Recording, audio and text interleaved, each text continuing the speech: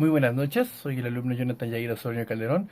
Para la exposición del día de hoy, en cuanto a la materia de metodología de la investigación, voy a exponer en cuanto a la articulación del campo epistemológico y metodológico. Bueno, ante todo quiero decir que me parece un artículo muy interesante porque en general yo con esta materia he estado pensando mucho en lo que significa metodología, ¿no? Y este capítulo o esta lectura me pareció muy muy novedosa, o sea, muy novedosa en la forma en la cual me presenta la metodología. Y bueno, empiezo con la exposición ya propiamente. El capítulo nos habla específicamente sobre la particularidad de lo social, es decir, que el objeto de estudio siempre tiene que incluir sujetos reflexivos y valores, por lo tanto exigir una vigilancia epistemológica. ¿Qué quiere decir esto? Que nosotros cuando nos acercamos a un texto, que puede ser por ejemplo un texto histórico, por supuesto, o a un objeto de conocimiento, tenemos que ser conscientes de cuáles son los panoramas que nos van a influir en la interpretación de ese texto. Y creo que ahí tenemos que aplicar siempre una vigilancia epistemológica. Investigar también, otro punto que me parece muy importante es que investigar en las ciencias sociales es igual a articular epistemología y metodología, y no solo aplicar técnicas. Ambas situaciones tienen que estar siempre de la mano, tanto en la epistemología como en la metodología. Asimismo, que no existe un método científico único y manualizable, es decir, existen principios compartidos, ¿no? Probablemente, y creo que más en las disciplinas, en las ciencias sociales, tenemos que tener un punto de vista más reflexivo en cuanto a que no es tanto que tengamos que seguir un procedimiento, un conjunto de pasos, como puede ser quizá en otro tipo de ciencias, en las ciencias naturales. Aquí no. Y por supuesto las definiciones de método, metodología y ciencia, que son muy importantes pero que se complejizan muchísimo en la práctica. Entonces, epistemología y metodología tienen que estar juntas o nada. Y el artículo nos habla sobre las definiciones que muestra la Real Academia de la Lengua Española. Por ejemplo, dice que metodología es aquello que exige una coherencia entre supuestos y procedimientos y justifica cómo producimos un conocimiento válido. En ese sentido, por supuesto, la historia como disciplina, como ciencia social, no puede prescindir de ninguna forma de la metodología. Mientras que la epistemología analiza los supuestos ontológicos, nosológicos, y por supuesto los objetos, valores y la lógica de teorías y métodos. Es decir, cómo es que nosotros le damos el criterio a algo para que lo consideremos un objeto de conocimiento. Ya no como los procedimientos que nos pueden llegar a decir que algo puede ser, sino por qué de fondo es. Y el objetivo central, por supuesto, es alinear lo que decimos que el conocimiento es o puede ser con cómo lo producimos. La epistemología con la metodología. Ahora, dentro de la lectura también se habla de los tipos de conocimiento y esto me pareció muy interesante, la propuesta que tiene. Una es que hay un conocimiento de tipo cotidiano o vulgar, que es espontáneo y asistemático, y que por supuesto es muy dependiente del sentido común. Luego es el conocimiento científico, que tiene que ser crítico, por supuesto metódico, explicitado y verificable. Sobre todo creo que este punto es muy importante, verificable.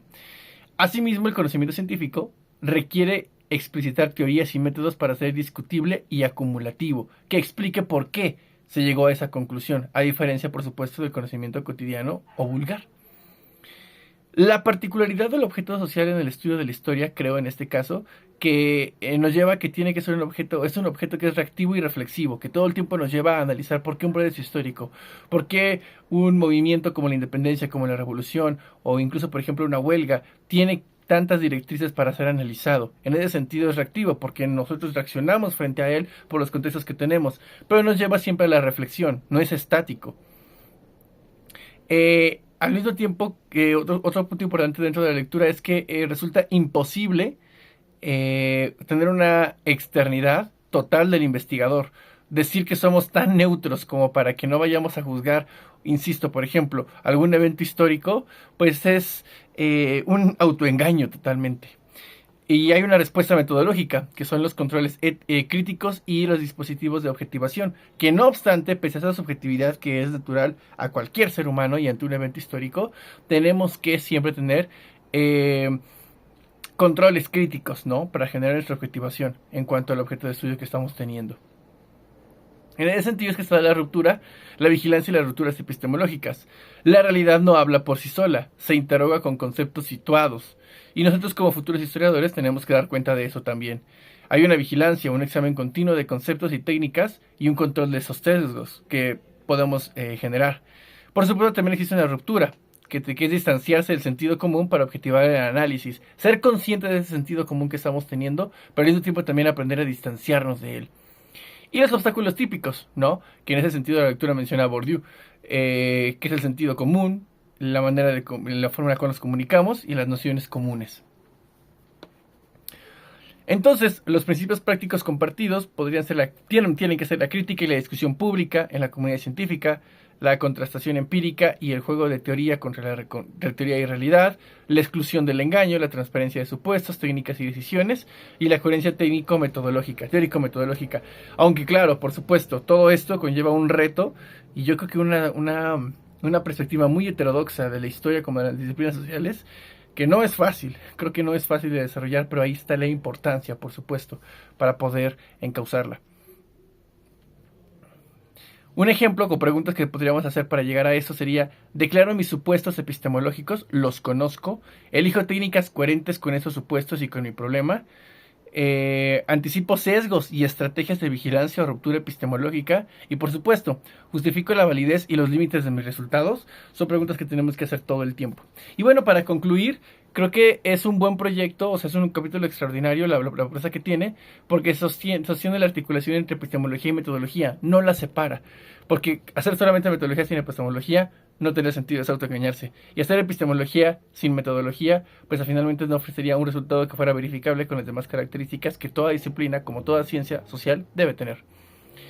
En las ciencias sociales también, por supuesto, por la reflexividad del objeto, la vigilancia y la ruptura son condiciones para aproximarnos a la objetividad. No es negar que no podamos ofrecer un conocimiento objetivo, sino es dar cuenta de qué podemos hacer para acercarnos a él. Y la meta, producir hallazgos válidos, discutibles y útiles para la comunidad científica, en este caso para la comunidad histórica. Bueno, esta sería mi exposición de las páginas del capítulo 2 del libro en cuestión. Muchas gracias, buenas noches.